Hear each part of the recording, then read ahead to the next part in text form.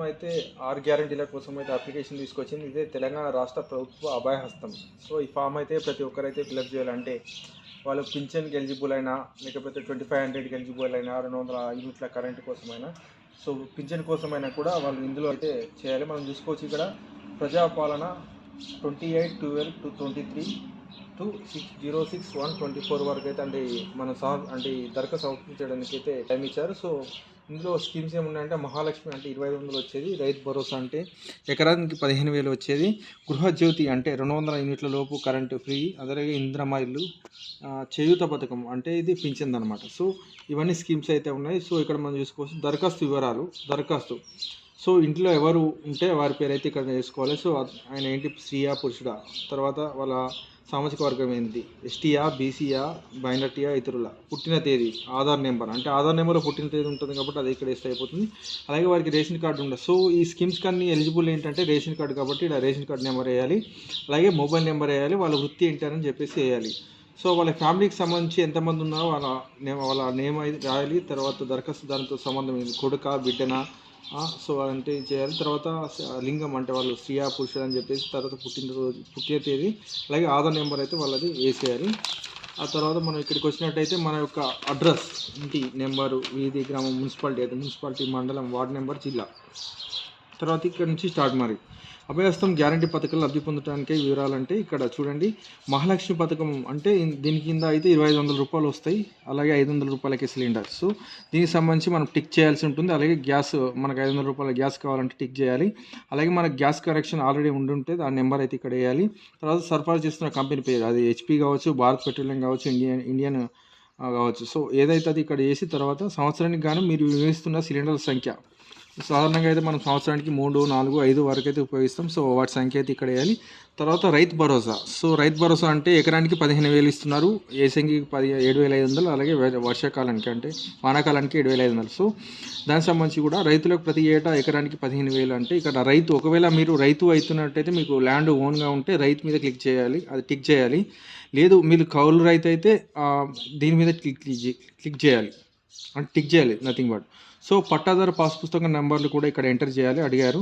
తర్వాత సాగు చేసిన భూమి వివరాలు, సర్వే నెంబర్తో పాటు ఇక్కడ వేయాలి. అలాగే వ్యవసాయ కూలీలకు ఏటా 12,000 ఇస్తా అని చెప్పారు. అంటే జనరల్గా పనికి పోయే వాళ్ళు ఉంటారు కదా, వాళ్ళు కౌలుకు తీసుకోకుండా జస్ట్ ఓన్లీ పనికి పోయే వారి కోసమే సంవత్సరానికి 12,000 ఇస్తా అని చెప్తున్నారు. సో వాళ్ళు ఏంటంటే వాళ్ళు ఉపాధి హామీ పథకం చేసి ఉండాలి. అంటే ఉపాధి హామీ పథకం కింద వాళ్ళైతే పనికి వెళ్ళినట్టయితే వాళ్ళకి కార్డు వస్తుంది, ఆ నెంబర్ అయితే ఇక్కడ ఎంటర్ చేయాలి.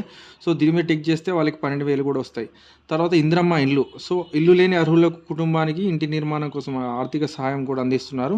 తర్వాత ఇంకొకటి ఏంటంటే అమరవీరులు మరియు ఉద్యమకారులకు 250 చదరపు గదాల ఇంటి స్థలం ఇస్తామని చెప్పేసి కాంగ్రెస్ హామీ ఇచ్చింది. దానికి సంబంధించి కూడా ఇక్కడ వాళ్ళు తీసుకొచ్చారు. అమరవీరుల కుటుంబం ఉన్నదంటే ఉన్నదని చెప్పాలి. అమరుల పేరు అంటే చనిపోయిన వాడి పేరు, అమరులైన సంవత్సరం, అలాగే వాళ్ళ ఏమైనా కేసులు ఉంటే వాళ్ళ కేసు యొక్క ఎఫ్ఐఆర్ నెంబర్, డెత్ సర్టిఫికేట్. ఇప్పుడు అమరవీరు అంటే తెలంగాణ కోసం ప్రాధాన్యం చేసిన వ్యక్తి యొక్క డెత్ సర్టిఫికేట్ నెంబర్ కూడా ఇక్కడ ఎంటర్ చేయాలి.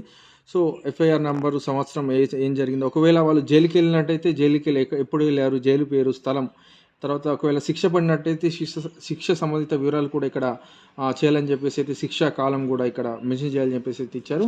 తర్వాత గృహజ్యోతి పథకం విషయానికి వస్తే ఇది ప్రతి ఇంటికి ప్రతి నెల 200 యూనిట్ల లోపు ఉచిత విద్యుత్ అందిస్తామని చెప్పేసి అయితే ఇచ్చారు. సో దీనికి సంబంధించి కూడా మీ నెలసరి గృహ విద్యుత్ వినియోగం 100 యూనిట్ 0 నుంచి 100 యూనిట్ల, 100 యూనిట్ల నుంచి 200, 200 ఎబోనా అని చెప్పేసి ఇక్కడ ఇచ్చారు. అలాగే గృహ వినియోగ విద్యుత్ మీటర్ కనెక్షన్ సంఖ్య అంటే మీ మీటర్కి ఉంటుంది, నెంబర్ వేసుకోవాలి, లేకపోతే మీ కరెంట్ బిల్ మీద కూడా నెంబర్ ఉంటుంది. సో దాన్ని బట్టి మనకు నెంబర్ వేయాలి. అలాగే చేయూత పథకం. సో చేయూత పథకం కింద నెలకు 4,000 రూపాయల పింఛన్, అలాగే దివ్యాంగులకు నెలకు 60,000 రూపాయలు పొందేందుకు గాను ఇది తీసుకొచ్చారు. అంటే ఇప్పటికే పింఛన్ అంతుంది, కానీ ఇందులో కాంగ్రెస్ వస్తే 4,000, 6,000 ఇస్తామని చెప్పారు కదా. దానికి సంబంధించి దివ్యాంగులు అయితే దీని మీద టిక్ చేయాలి.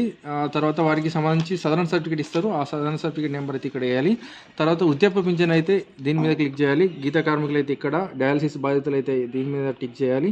బీడీ కార్మికుల జీవనభృతి అయితే ఇక్కడ టిక్ చేయాలి. ఒంటరి మహిళ జీవనభృతి అయితే ఇక్కడ టిక్ చేయాలి. వితంతు అంటే ఇక్కడ టిక్ చేయాలి. చేనేత కార్మికులు అంటే ఇక్కడ టిక్ చేయాలి. ఎయిడ్స్ వ్యాధిగ్రస్తులు అంటే ఇక్కడ టిక్ చేయాలి. ఫైలేరియా బాధితులు అంటే మోదకాలు ఉన్న వారైతే ఇక్కడ టిక్ చేయాలి.